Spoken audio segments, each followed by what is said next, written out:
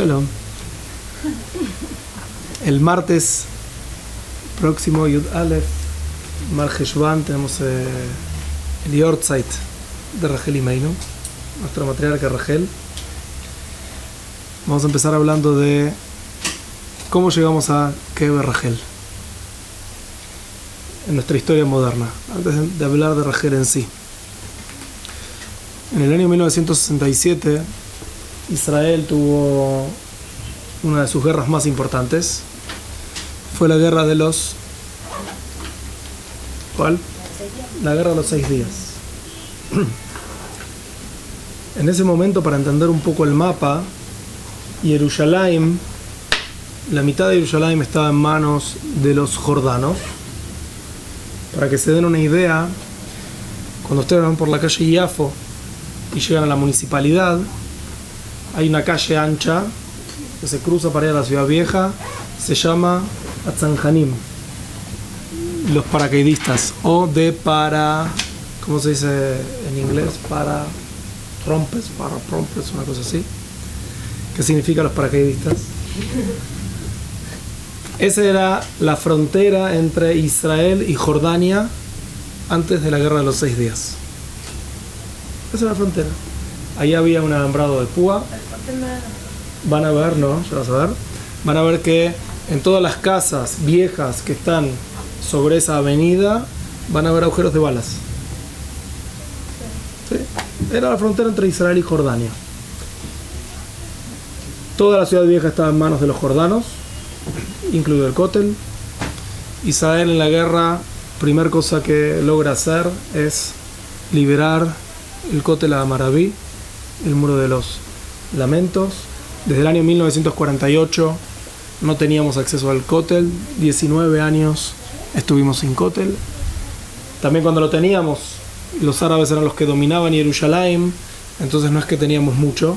El Kotel era algo mucho más chico, estaba revelado mucho menos de lo que nosotros tenemos hoy en día. No sé cuántos metros eran, pero era algo muy chico, 4 metros, 6 metros, realmente algo muy corto. Estaba todo tapado por casas árabes alrededor.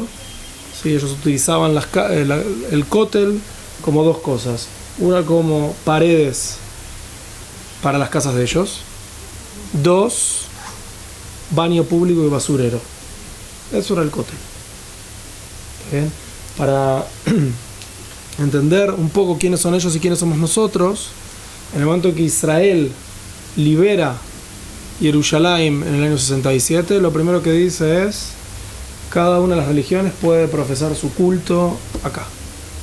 Si bien nosotros desde el punto de vista de la halajá no estamos de acuerdo con esto, pero vemos que acá hay una calidad humana de dos mundos completamente distintos. Dos mundos completamente distintos. Y por eso también van a ver la diferencia de colores en el Kotel. Cuando vos te paras enfrente del Kotel vas a ver que la parte más baja es más oscura que la parte más alta. ¿Por qué? Porque la parte más baja estuvo bajo tierra, estuvo tapada, eran partes de casas. Toda la explanada del Kotel que nosotros vemos hoy en día no estaba.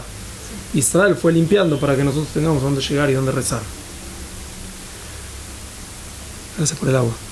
Le iba a necesitar.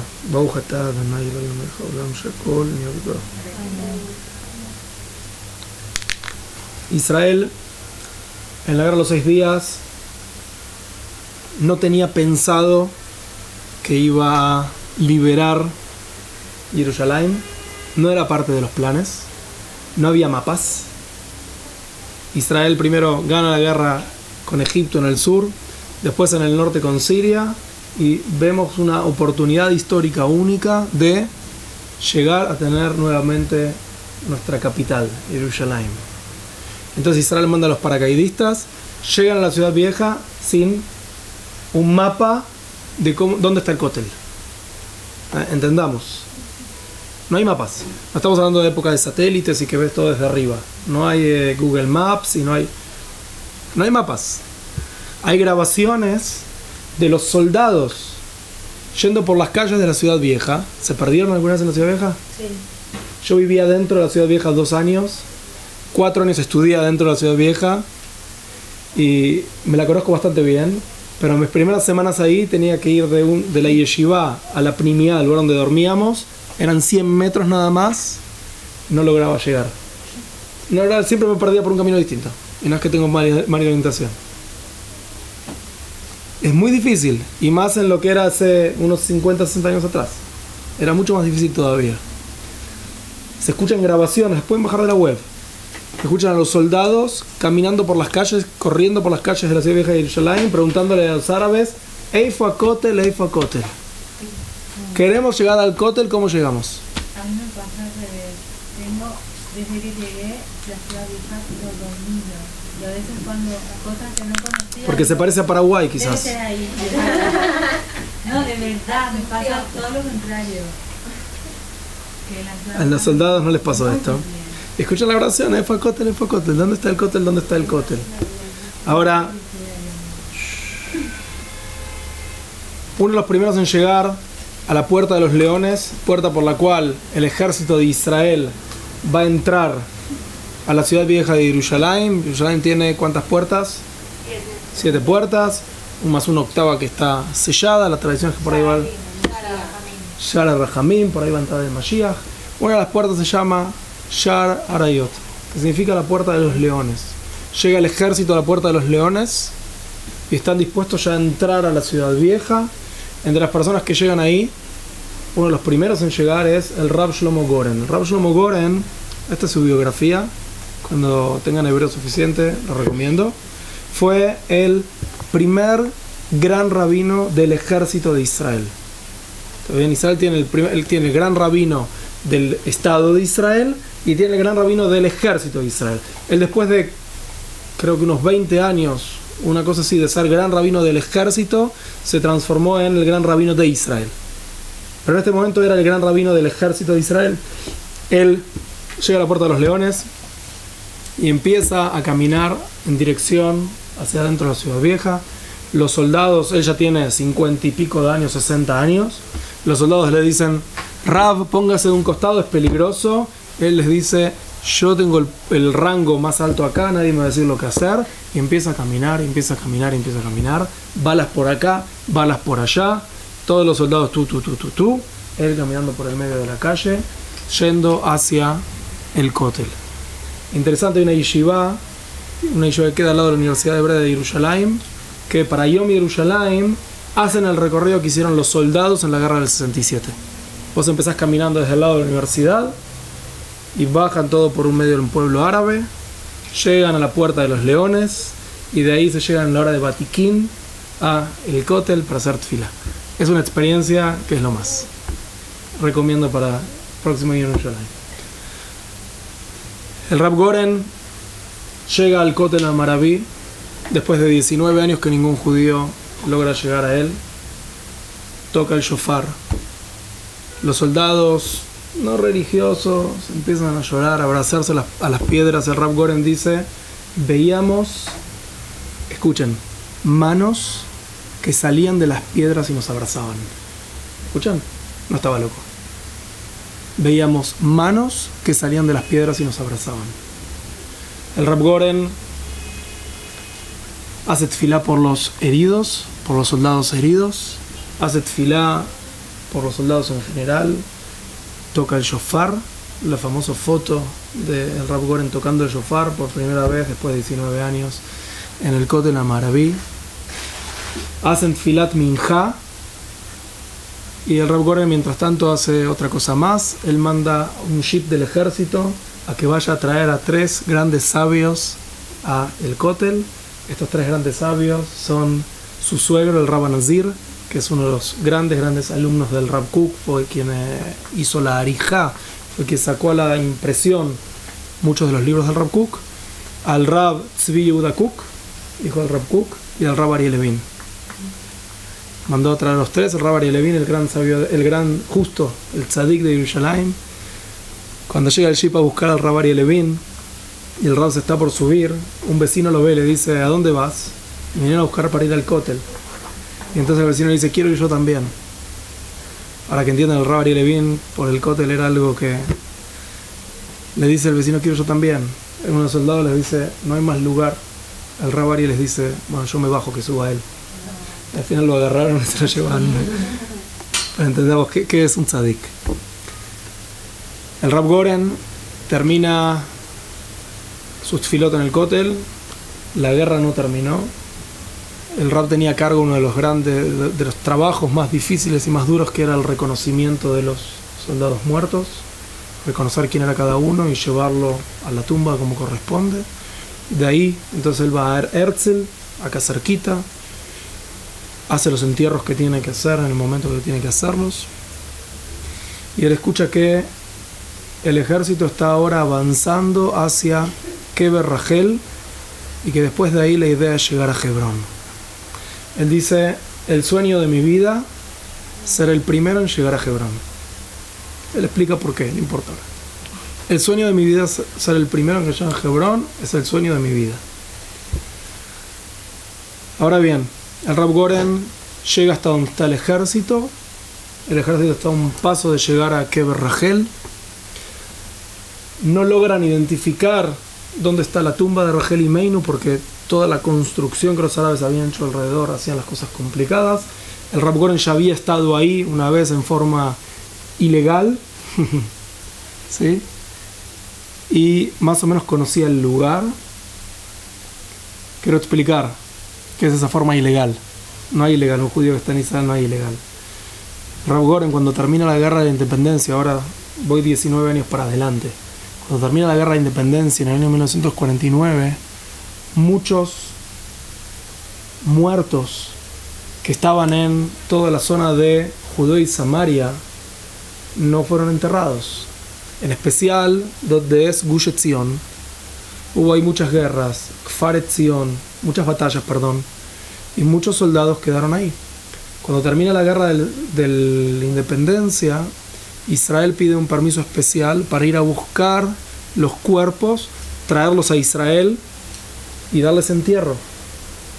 Los árabes no querían saber nada de esto. Al final el Rab Goren consiguió un permiso especial que solamente él iba a ir y se iba a ocupar de traer los cadáveres hacia el lado israelí. Pero los árabes le pusieron una condición. Había dos formas de cruzar de Jerusalén hacia toda la zona de Gush Etzion, lo que era Jordania. ¿Y cuál era?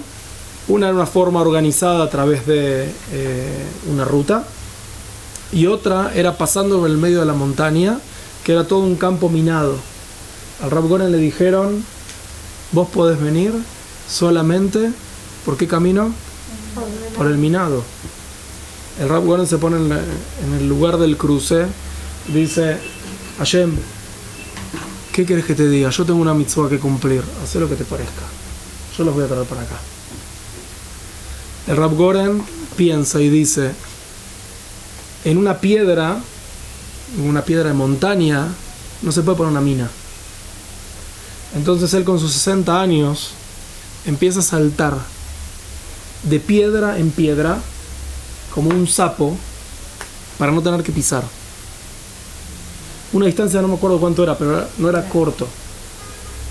Cuando lo hizo la primera vez y llegó al lado jordano, cuenta que los árabes que estaban ahí, la legión árabe que estaba ahí para recibirlo, lo empezaron a aplaudir. Lo empezaron todos a aplaudir. Y él llegó entonces a Kfar Etzion. Los árabes seguían sus indicaciones, se ponían los cuerpos en cajones y venían en camión hacia Israel. El Rab no podía volver en el camión, tenía que volver por el campo minado otra vez. Y así hizo durante no sé cuánto tiempo, hasta que terminó de devolver a todos a la tierra, al Estado de Israel, y darles entierro judío. Y para terminar, cuando él volvía después de un día exhausto, tipo, imagínense solamente el hecho de saltar para una persona de 60 años, él volvía sentado en el jeep que lo llevaba de vuelta a su casa, y en el camino él iba completando las 7 hojas de Gemara que estudiaba todos los días, que él se había impuesto a sí mismo desde los 12, 13 años. Entendamos quién era. Estamos ahora entonces, se acaba de liberar Jerusalén.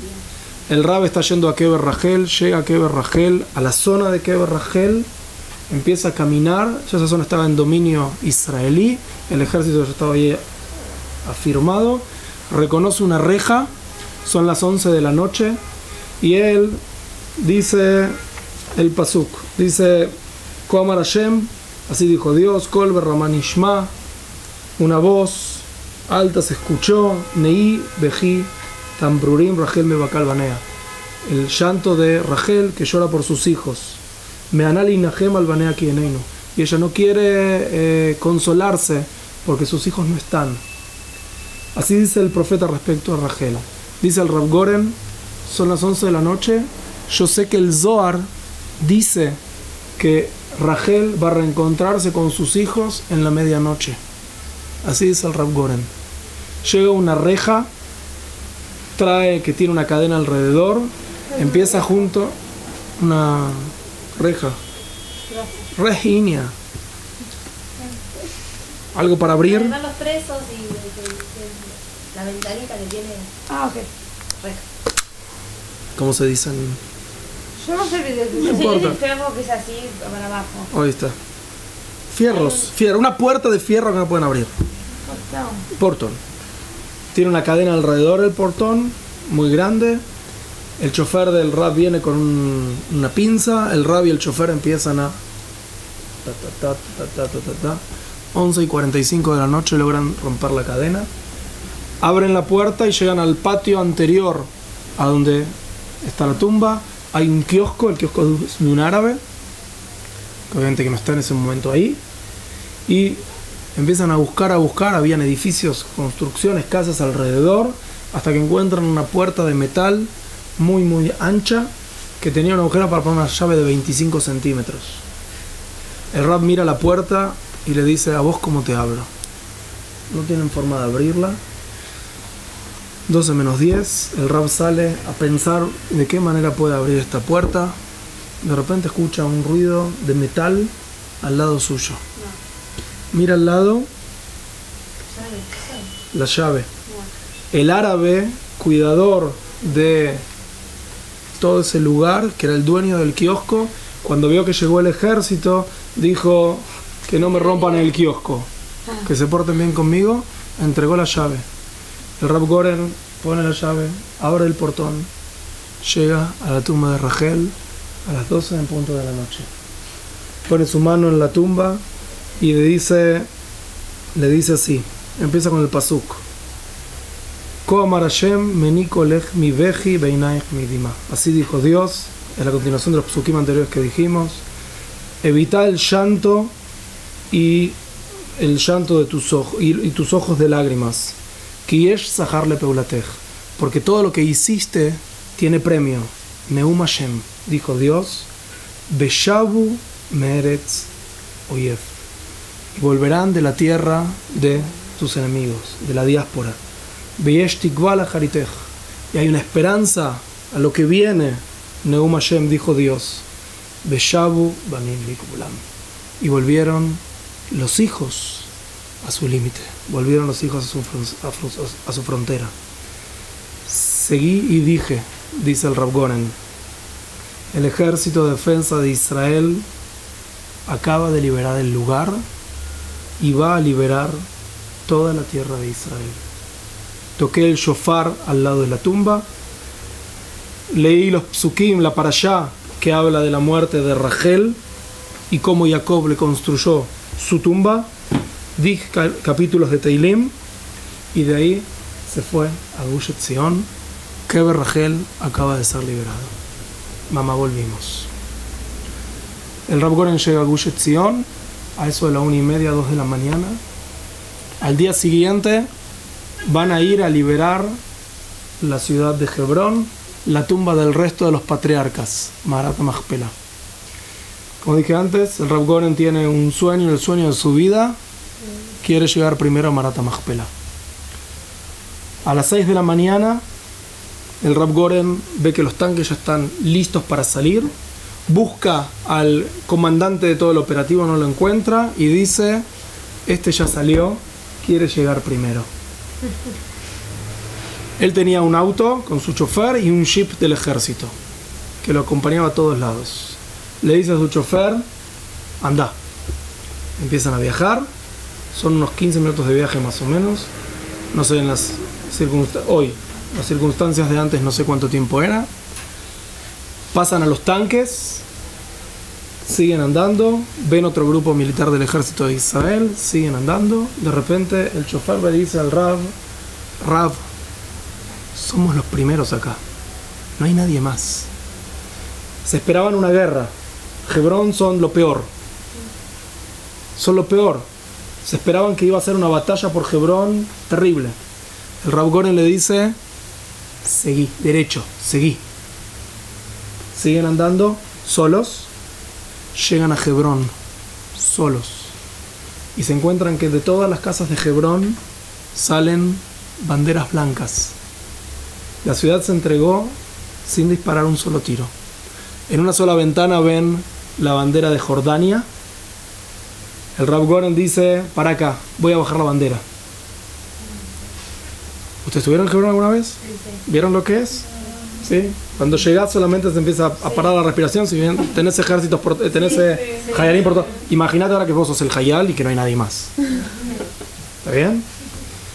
Para el auto acá, voy a bajar la bandera. El chofer, no, Rav, lo pueden matar, voy yo. No, vos sos joven, tenés que construir tu familia, voy yo.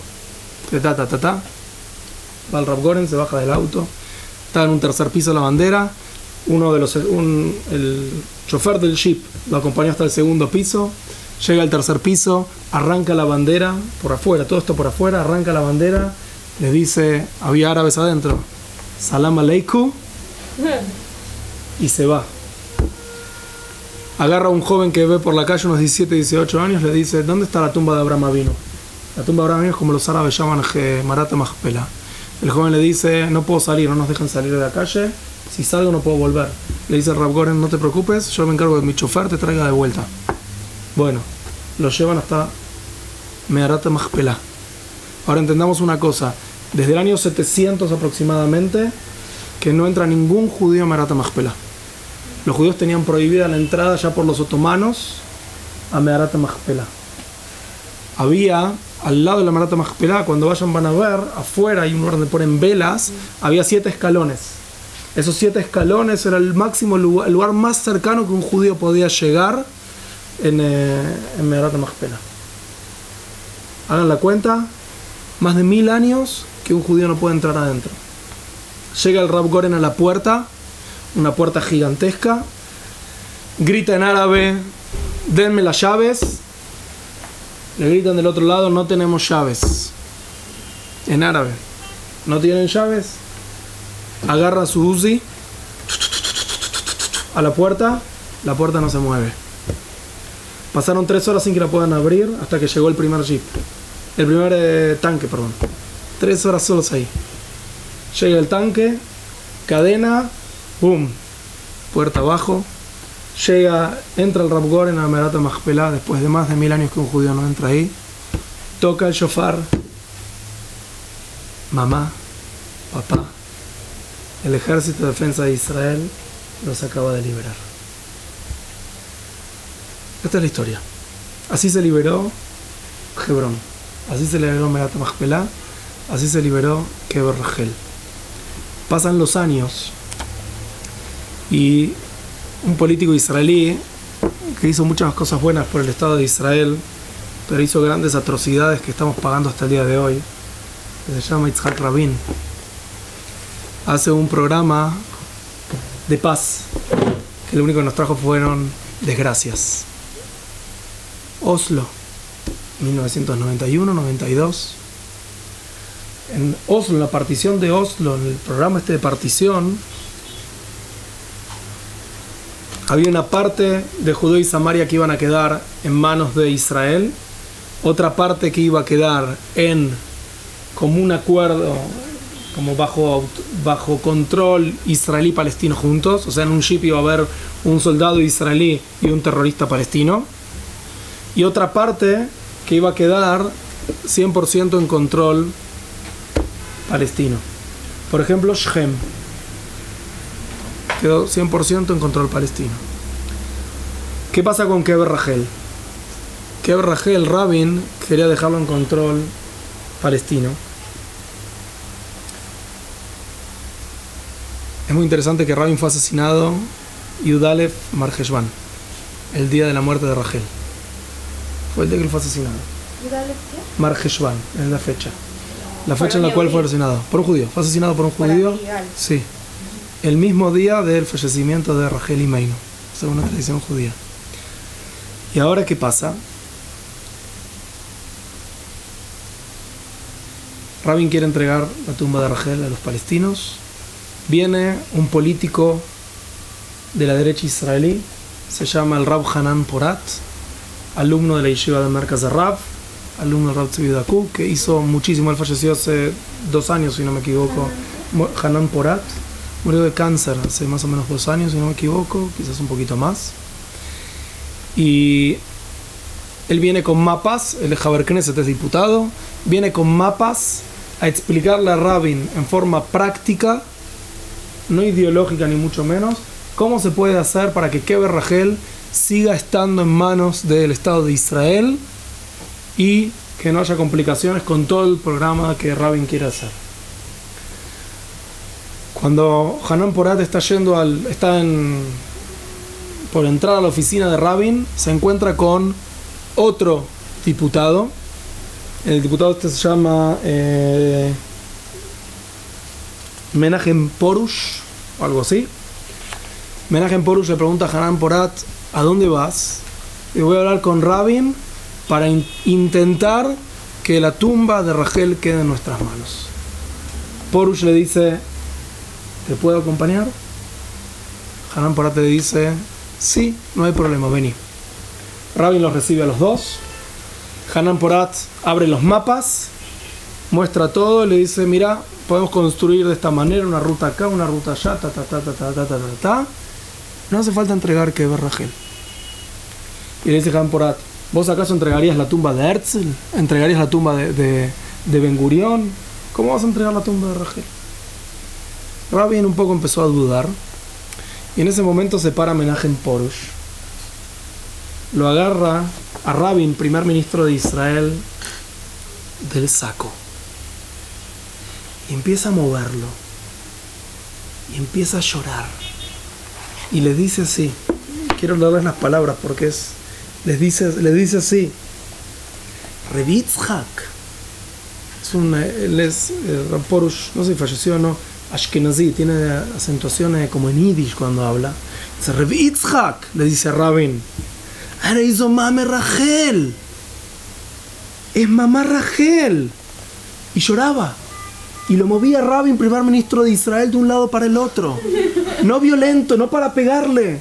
De la itracshut, de la desesperación. Es mamá Rachel, es mamá Rachel. Lloraba, lloraba, lloraba. Y le dice, grita, Ata olech latet et kever shel mame Rachel. Vas a dar la tumba de mamá Rachel. Dice: Ama Yehudi, el pueblo de Israel, lo islach lecha, no te va a perdonar, im tafkir et kever shel ima. No te vamos a perdonar si vas a entregar la tumba de mamá.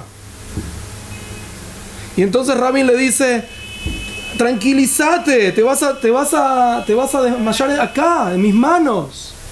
Y entonces Porush le dice: ¿y cómo querés que me tranquilice? ¿Querés enterrar a mamá del otro lado del cerco? ¿A quién se entierra del otro lado del cerco? ¿En un cementerio? ¿A quién se suicida? ¿Querés enterrar a mamá del otro lado del cerco? ¿Cómo querés que me tranquilice? Llorando. Después cuenta Hanan Porat que todo todo Yitzhak Rabin estaba empapado de lágrimas de Porush. En ese momento Rabin le dijo: bueno, está bien. Llamó por teléfono a Shimon Peres, que era en ese momento ministro de seguridad, y le dijo: tenemos que cambiar el tema de Kever Rachel. Y Pérez le dice: pero ¿cómo? Si ya nos comprometimos. No, tenemos que hacer algo, no podemos entregar a mamá Rachel. Y de esa manera es que hoy nosotros podemos llegar a Kever Rachel. De esa manera es que nosotros podemos llegar a Kever Rachel. ¿Quién es Rachel?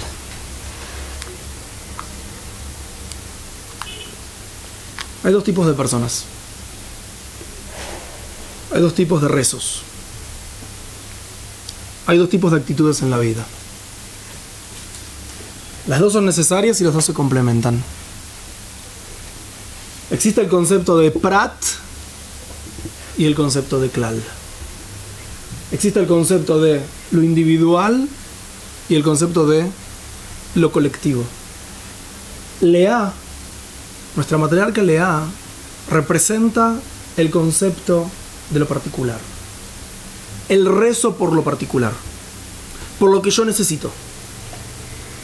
Rachel es el rezo por lo general, no por lo que solamente yo necesito, sino también por lo que necesitan los demás.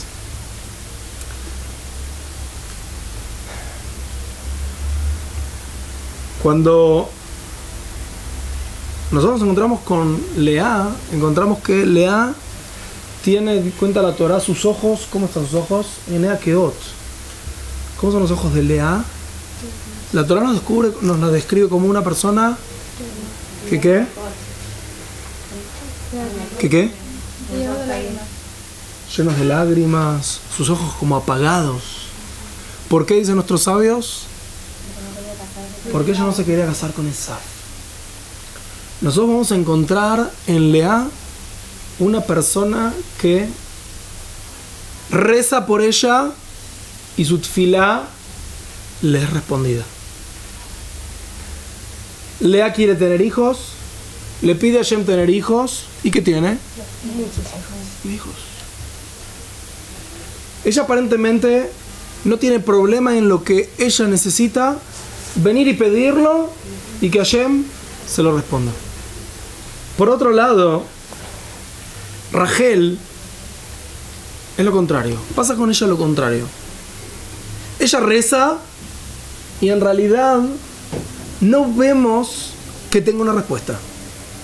En su vida vemos que ella se deja de lado a ella por un objetivo más grande. Por ejemplo, Jacob, ¿con quién se quería casar? Con Rachel. ¿Con quién se casó? Con Lea. Nosotros no entendemos cómo. O sea, yo creo que si alguno de ustedes se casa con alguien que sea mellizo, va a saber con quién se está casando, ¿no? Que no le metan al otro de error. ¿Qué significa que Jacob se casó con una mujer equivocada? En nuestra realidad nosotros no entendemos cómo fue. No entendemos cómo fue. Nuestros sabios nos dice qué cosa, que Jacob sabía que Labán lo iba a engañar y entonces hizo una especie de código con Rachel para saber que ella era Rachel. ¿Cuál era el código? No sé. Pero se ve que él le hacía una pregunta y ella daba una respuesta determinada. Así como que te olvidaste tu contraseña en el banco, entonces tenés una pregunta y vos ya sabes la respuesta. Solamente el que sabe la respuesta le va a dar la contraseña después. Tenía un código. ¿Qué hace Rachel? Rachel dice, si mi hermana no va a tener el código, entonces va a pasar vergüenza. Entonces yo me voy a dejar de lado a mí por el bien de mi hermana. Rachel no está preocupada por ella. Ella siempre va a estar preocupada por un objetivo mayor. Ella siempre va a estar preocupada por lo general. Rachel es enterrada ¿dónde? En el costado del camino. ¿Para qué? Para que ella pida por sus hijos que vuelvan de la galut, que vuelvan de la diáspora. Nadie más que ella. Yo siempre pienso, ¿qué les molestaba? ¿Cuánto hay de Kever Rachel a Meharat Machpelah? ¿Cuánto tiempo hay de viaje? 15 minutos. ¿Cuál es la historia? No entiendo, ¿por qué dejarla de camino? Pero se ve que Rachel tiene una fuerza tal que ella no recibe el lugar del entierro siquiera por su propia comodidad, estar con todos, sino que, incluso estando de costado, lo importante que es que yo tengo que pedir por el retorno de mis hijos a casa. Esa es mi función. No importa dónde pongan mi cuerpo, no me importa. Lo importante va a ser que yo pida por ellos. Rachel es una mamá que siempre está preocupada por sus hijos. Es una mamá que está preocupada para que la familia esté alrededor de la mesa. Es una mamá que está preocupada. Mis hijos se fueron lejos, pero nene, llámame por favor todos los lunes. Quiero saber cómo estás. Esa es Rachel. Rachel, incluso cuando pide para tener hijos, como dice la Torá, dice, Batiré Rachel que lo yaldale Jacob, y vio Rachel que no parió, que no dio a luz, ¿a quién? A Jacob. ¿Cuál es la preocupación de Rachel? ¿No tengo hijos? No estoy dando hijos a Jacob. O sea, la preocupación de Rachel no es por ella. No es Hashem, dame hijos, como dijo Rivka. Es, yo no le estoy dando hijos a Jacob.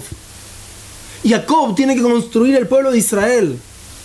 Tiene que tener 12 hijos. Tiene que tener 12 tribus. Y yo no lo estoy ayudando con esto. No importa yo.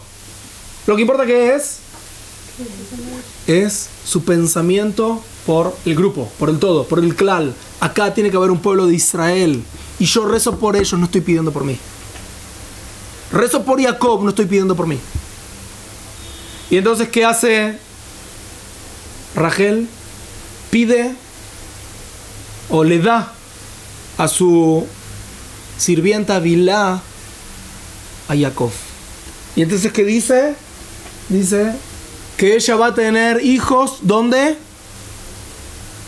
Sobre mis rodillas. Y yo me voy a construir también de esto. ¿Qué significa? ¿Qué significa que Bilá va a tener hijos en las rodillas de Rachel? Hay algo que Rachel hasta ese momento no había entendido. Había una falla en la tefilá de Rachel. Rachel era una persona demasiado para el pueblo, para el todos. Pero cuando ella tiene que hacer tefilá, también tiene que pedir y pensar en ella. Entiendan, la mayoría de las personas pecan en su egoísmo. Ella, muy entre comillas, peca en su altruismo. O sea, vos no vas a tener hijos todo el tiempo que vos no los quieras tener. No solamente por los demás. A ese nivel enorme ya llegaste. Ahora tenés que querer también por vos. Y entonces ella que dice, voy a tener hijos en las rodillas de Bilá. La palabra Berej en hebreo, como ya te expliqué una vez, rodilla, es la misma raíz de la palabra Baruch. La palabra Baruch tiene que ver con tefilá. Bendito, Baruch atá.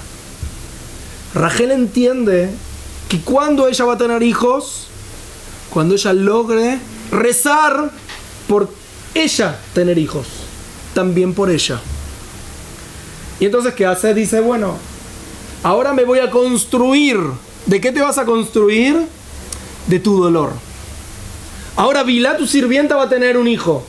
¿Qué le va a pasar a Rachel adentro? ¿Qué le va a pasar a Rachel adentro? ¿Están conmigo? Envidia. Una envidia, un dolor muy grande. ¿Y ahora qué va a hacer Rachel con su dolor? Ese dolor lo va a transformar en tefilá.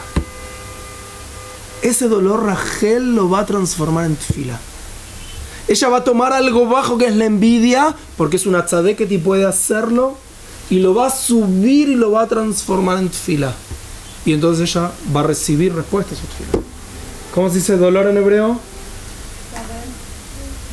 Dolor, ¿cómo se dice? Koev, Tzar, Kev. La palabra Kev es una palabra muy especial. La separamos en dos. ¿Y qué dice? ¿Qué? Av. ¿Cómo? Papá. O sea, vos ahora estás teniendo un dolor. Sabe que Hashem no te abandonó, pero ni un segundo. Él se está comportando como papá. ¿Cuál es el mes más doloroso en el calendario hebreo? Av. Av. Tisha B'Av. La destrucción del templo. Papá. Menachem Av. El que consuela a papá.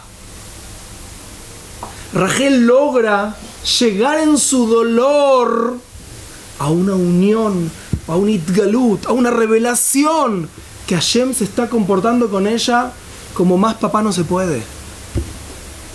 Y del dolor, ¿ella qué logra hacer? Transformarlo en tefilá. Y esa tefilá vino de un lugar tan profundo en su alma, que ahora a Hashem no le queda alternativa salvo responder. Y entonces es que nace Yosef, que Yosef representa al todo el pueblo de Israel. Y es que nace Binyamin, que en su parte de la tierra va a estar Jerusalén. ¿Por qué? Porque su respuesta por lo individual se construye lo que es el plano general de la nación de Israel.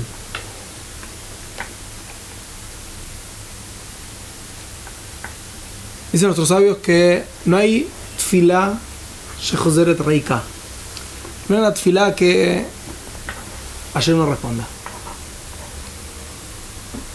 La verdad es que todas las tefilot que Rachel hizo en su vida no se perdieron. Simplemente que esas tefilot sirvieron como respuesta a cientos de mujeres en la historia del pueblo de Israel que no pudieron tener hijos. Y llegaron a la tumba de Rachel y le pidieron a Hashem.